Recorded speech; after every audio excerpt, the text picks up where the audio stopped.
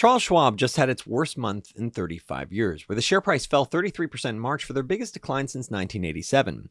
This was per Bloomberg, where they also put out an article calling out how Charles Schwab's $7 trillion empire, that's $7 trillion of assets on their platform, was built on low interest rates and it's starting to show cracks. What are these cracks? What exactly is wrong with Charles Schwab? Well, management's quick to say, look, our business is just misunderstood. We have plenty of liquidity. Let's dive into these claims in this video. Now, I previously did a video on Silicon Valley Bank, warning investors that, look, they were insolvent. It was unlikely for shareholders to see a recovery. Within 24 hours of that video, Silicon Valley Bank was seized. Now, there are some similarities with Charles Schwab in that they made a horrific bet that has cost them tens of billions of dollars. That is really it in terms of similarities when I look at it, because Charles Schwab is not only a bank, it's also a brokerage where they continue to make billions of dollars in profit. So it is important to recognize that the insolvency that I saw with Silicon Valley Bank is very different than the problems that I'm seeing with Charles Schwab. Full disclosure, this is not financial advice. Looking at Charles Schwab, their investments in long-dated US-backed bonds has cost them tens of billions of dollars. In short, they were looking at US-backed securities and they reached for yield. They got greedy where they said, hey, we want to get more, so we're going to buy 10, 20, 30-year bonds. And as interest rates moved higher, the value of those bonds dropped in value. They still expect to collect 100 cents on the dollar if they're able to hold them to maturity. And that's going to be the key question in this video. So far, they have a portfolio of $160 billion of available for sale securities, cost them $160 billion as interest rates moved higher. It's cost them $12 billion in recognized losses. Now, if they sell this portfolio because they have to, then they would realize that $12 billion in loss. Now, they also have $173 billion of U.S. agency mortgage-backed securities that they haven't marked down on their balance sheet. So they've recognized $12 billion of losses on their balance sheet. But there's this held-to-maturity securities where they're saying, we're not going to have to sell this. We're just going to hold on to this.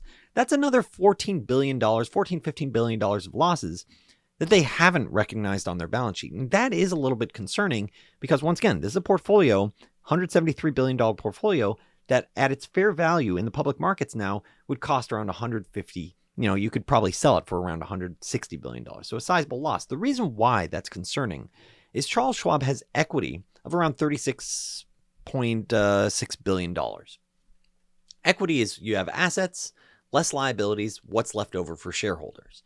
And when you look at Charles Schwab's balance sheet, they also have $20 billion of intangible assets, meaning things that, it's sort of the squishy value to Charles Schwab, where if you were to liquidate the business, you wouldn't get anything for intangibles in theory, or you'd get very little. But the reality is Charles Schwab is a going concern that those intangibles could be worth a lot. The brand, people go to it. They think highly of, hey, I'm going to go to this nice office and I'm going to put my money here, or I can trust it. So there are these intangible assets. But from a regulatory standpoint, they have about $16 billion in tangible equity, of which they have about $15 billion in unrecognized losses. So it's unclear if regulators will sort of push back saying, hey, your tangible equity has gotten wiped out.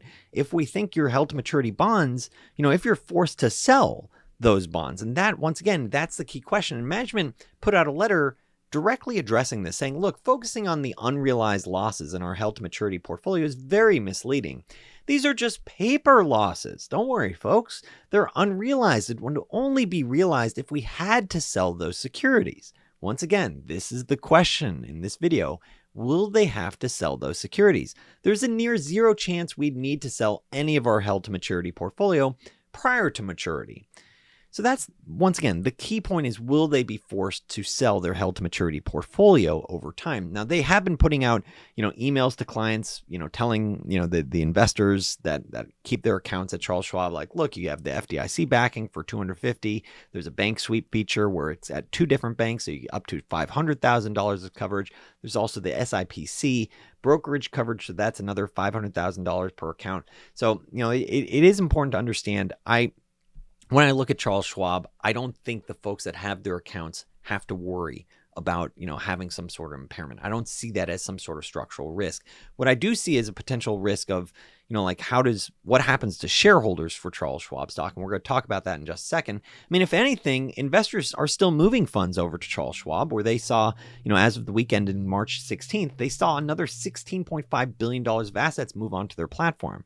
Now, keep in mind, just because their assets people are moving assets onto their platform, it doesn't mean they're keeping it in cash. And that's going to be part of the crux of this thesis is if you don't keep it in cash, that could create a challenge for them if you're actually putting in a money market fund because you want a higher yield.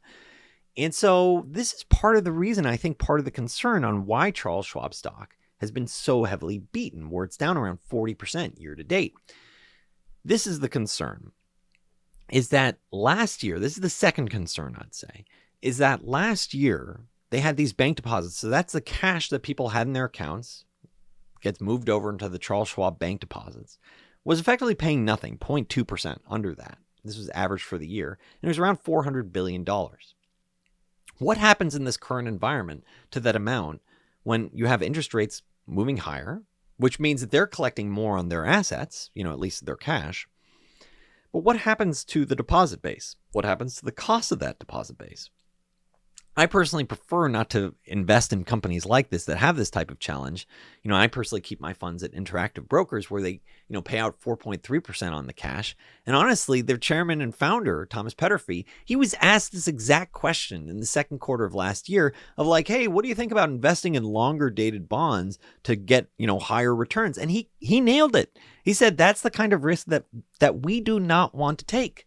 That's the exact opposite of all these banks and what happened to Charles Schwab. So like when I think about my own personal investment journey, which I call out to my subscribers at unrivaledinvesting.com, I want management that nailed it, that, saw problems that don't reach for yield when everyone else is doing it.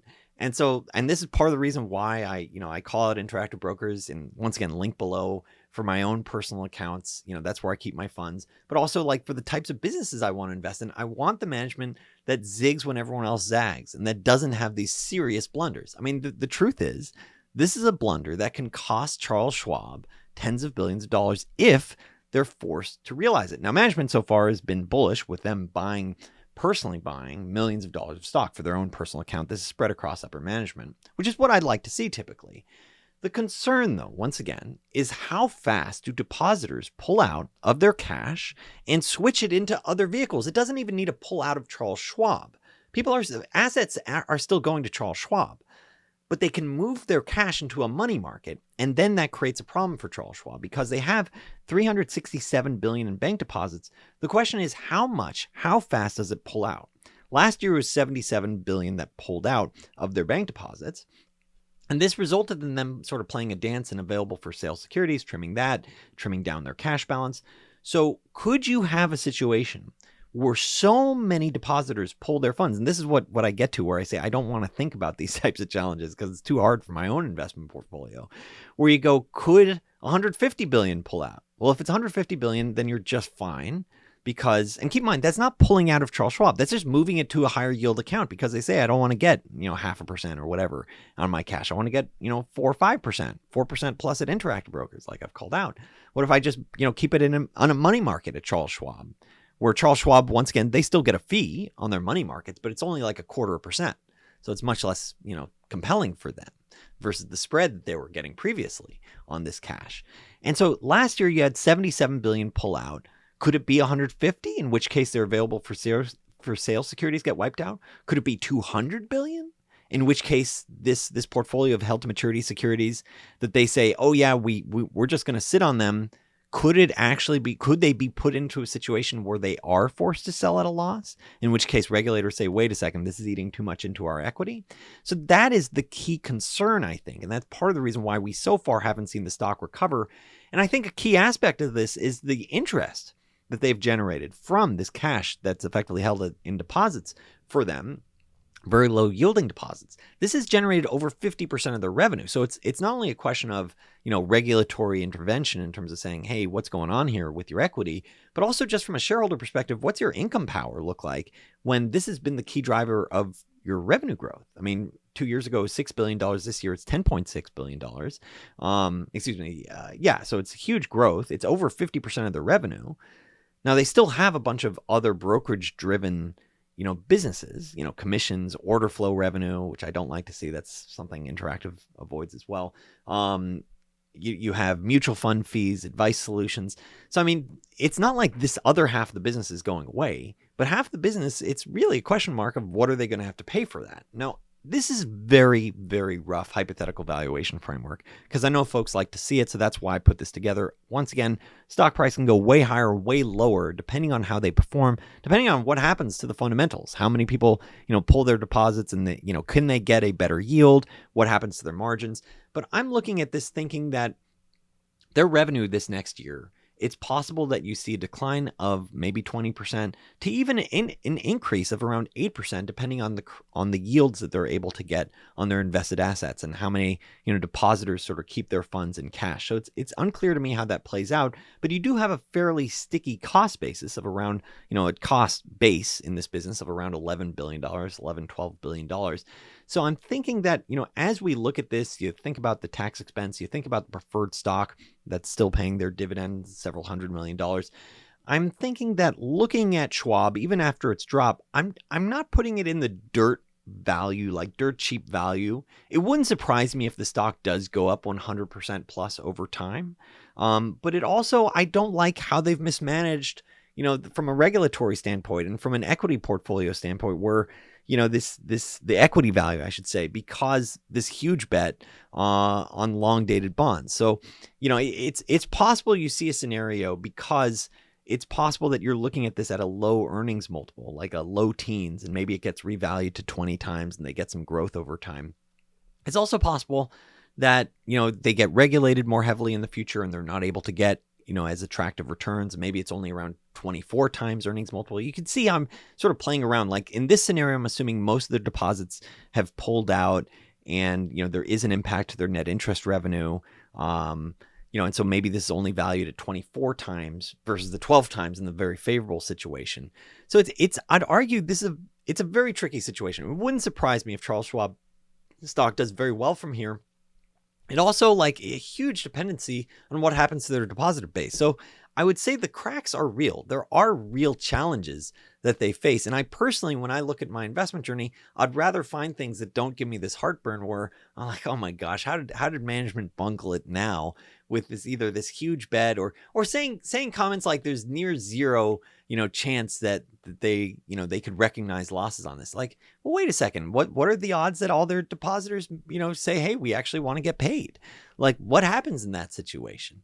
And so that's, that's part of the reason why I look at Charles Schwab stock and I go, even though it's fallen, it's still not for me. Maybe it works out for shareholders. I think the folks that have their accounts at Charles Schwab, they probably have nothing to worry about. That would be what I suspect based on looking at the balance sheet of Charles Schwab, even if, a lot of depositors move their funds around from cash to money market. But overall, I'm looking at Charles Schwab stock and I think management seriously bungled it. For my own personal journey, I want to find management where I'm like, hey, I want to ride with them for years and years and years. And here, this is just a situation where it's just too hard for me right now. If this video has been helpful for you, please make a point of hitting that thumbs up, hit that subscribe button. Thanks so much for watching Unrivaled Investing.